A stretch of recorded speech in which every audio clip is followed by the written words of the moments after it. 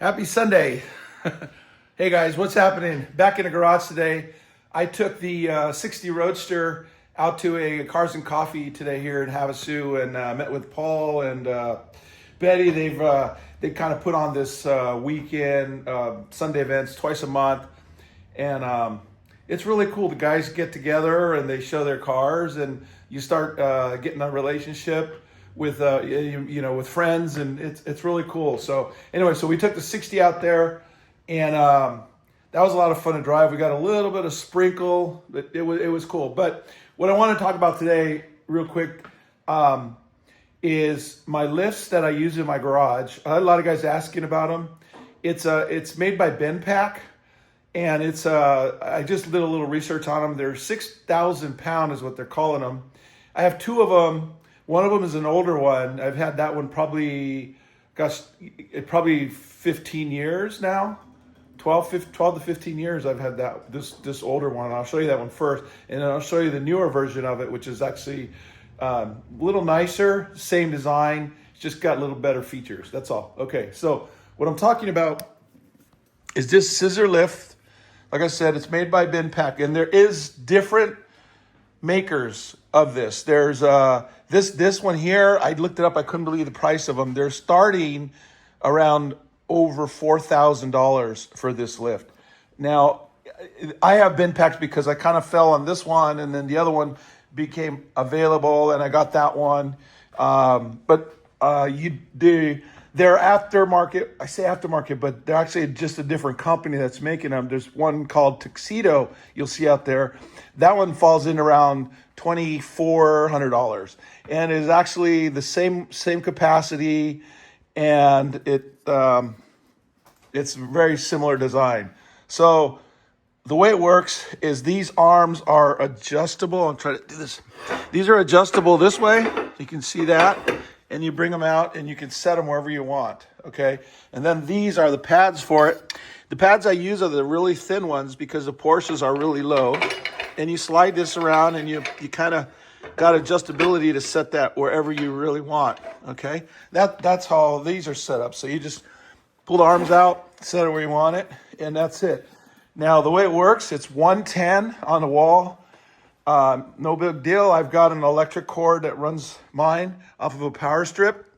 Doesn't really pop. It hasn't popped the power strip yet. Hey, Chloe. Chloe came out to hang out today. Well, she's always out here. So here's a unit to operate it. It's hydraulic. There's a tank, and I did replace this tank. This tank is replaceable. You can get a new one. The other one got a little hairline crack and was leaking. That's the only thing I've done. I actually did restore or rebuild one of the cylinders on this one probably 10 years ago. It was leaking, so I had it rebuilt.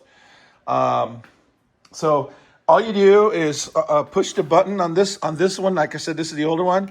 You push the button on it, and it comes right up like this. And then as it comes up, this unit has a lock. Right here, I'll show you right now. Okay, so that just clicked in right now. So the lock will lock it right here. See this here? That locks it there. With this up, that's completely locked right there. So now you can lower it, and you lower it here. You bring it down, and it hits that lock. And now your weight is off the hydraulic. So now you're completely locked there. So you can leave your car up in the air like this, and there's no pressure on the hydraulics. To release it, you just bring it up, the green button, and then you come over on this one, and you just flip that little ear over, drop it on there, and then you can lower it all the way to the ground. It's a little slower because there's no weight on it, obviously, but the pump works really good. Now, the portability to move this thing around is actually really cool. It is heavy. Don't get me wrong. I have these when you move locations or get it shipped to you. I had it done on a flatbed tow truck, but that eye right there, you flip this hook right there. There's a hook. You put that hook in that eye, and then you got the rear wheels there. See the rear wheels? You counter it, and you can lift this side of it up in the air, and then the rear wheels you can move it around. So once you get it to your house, in your garage, you can move it around very easily. That's what's really cool about this. Now, if you do have lowered Porsches, which a lot of them are, you have to make a plank on each side so that when you drive up, the lowered car does not hit the lift. Standard cars, standard lift on a Porsche 911, 912s, it'll go right over it. 356s go right over it.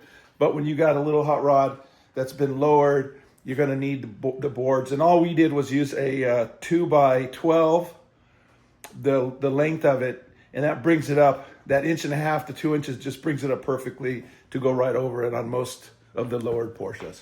All right. Now let me show you my other one. The other one is definitely newer.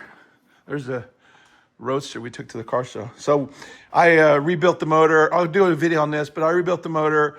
We did a little trick to the transmission, which seems to be really cool. So I'm going to do a whole video on that one later. But here's the other lift. As you can see, it handles, the weight, obviously, no problem. There's a sticker. This one's, I don't know how old this one. This one is probably maybe 5 years, 6 years old. But here's the unit that operates this one. Now, the thing with this one is it's, instead of the little flip tab, all you do is pull this, and that takes it out of lock so that you can lower it. And the lower in here is like right now it's locked, so it's not doing anything. And then there's your button too. So the new ones are going to be like this. And it's got the same hook right there to maneuver it around. You'll drop that right in there like that. Okay, so you can see now the way it works is they work perfect for these cars. You can see that. Now watch.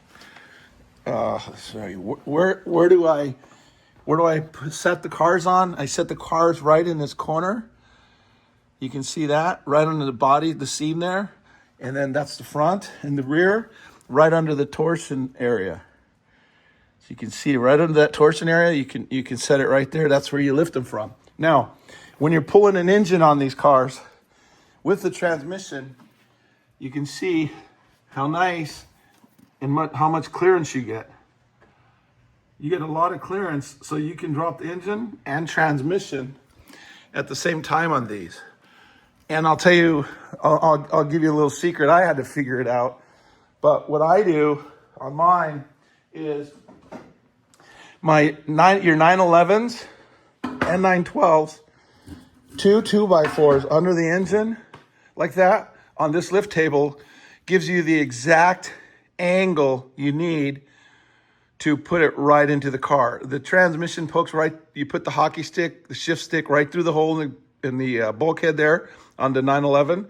And then the angle is just perfect. And these tables here are a little over $300. Harbor Freight, I just bought, this is the new version of it. I just bought this one. They're really nice to have these tables for everything, to slide the motors in and out of the truck, back of the trucks. Emptying stuff out of the back of the trucks just makes it easy to slide them off. Now, the other thing is the engine stands you're using. The way I do this, I use this table to move my motors and all that, right? So I use the engine stands that are shaped like a U, or like this one's a V, but that's a U, and that's what I've gone to now. You can't really use the table when you have a T type with with one center bar and two to the sides. It's the T.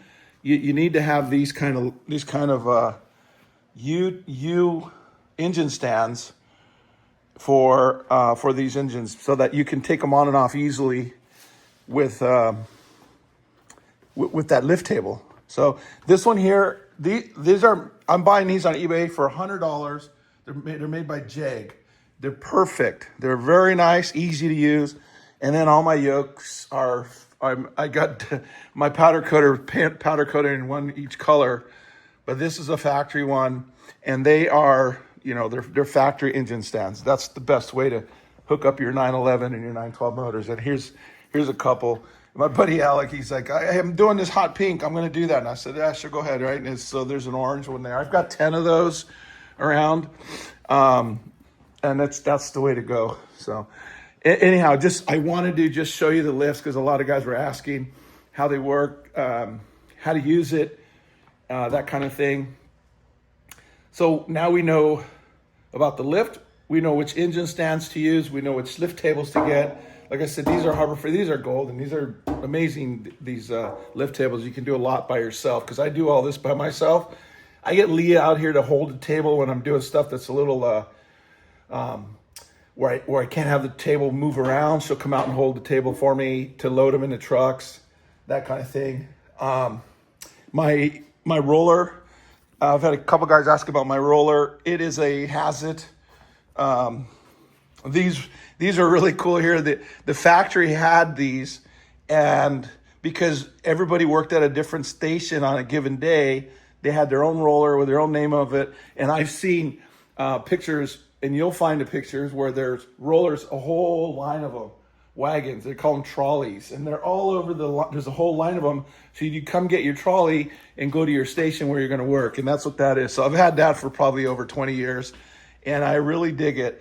These are about $1,500 now. I think I paid $600 for this one at the time when I bought it a long time ago, but it's a really cool piece. And what I did was, because I move it around a lot to go to my different places where I'm working, I got this table here from Harbor Freight, and all of this is a hinge table, see? And it's got a flapper on the bottom that locks it. And it gives you a nice little area to put that on. And I bolted that on there. And I use a couple of Porsche spacers on there. So that's what I have on mine. I really like this. My Snap-on toolbox has a lot of parts in it. So there's a lot of tools in here too, but a lot of the stuff is just, all the tiny little parts that you need when you're building cars. And I just recently cleaned this out. You wouldn't believe the stuff I got out of here. I mean, we're talking a lot of years of stuff. So anyhow, I'll get into the video. I just wanted to let you know, I had a few guys ask me about the lifts. They're really nice.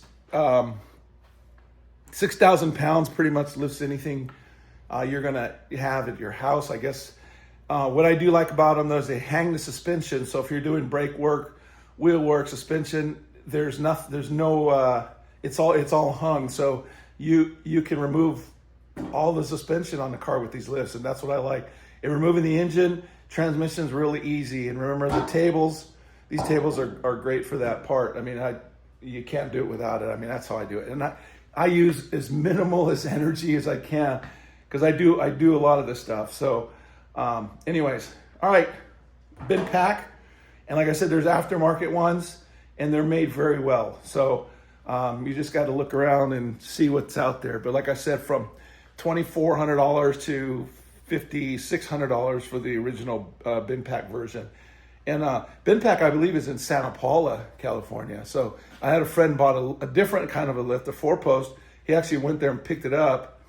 Though they delivered it, but he went there to pay for it and everything. So it's kind of, they're nice products. I just want to share what I have for I call it my machinery in my garage. So anyways, all right. Well, we're going to do a little more work on the carburetors. I think I'm going to open up the idle jets a little more on those Webers. They're new Webers, but there's the transition between the idled circuit and the main circuit is got a little bit of a hesitation. So I'm going to get my carb reamers, and I'll size them up and give them a little more love, and then take it and drive it. So anyways, got to drive it to make it to tune it in. So all right, guys, we'll catch you in the next video. I don't even know what our next video is. I've been waiting to do this video. Oh, maybe the Roadster. We'll take that out and do some driving in it and check it out. I talked to Paul this morning about using his drone, so we might get some drone footage on the next few videos that we do. So that's pretty exciting. So anyways, all right, guys, talk to you later.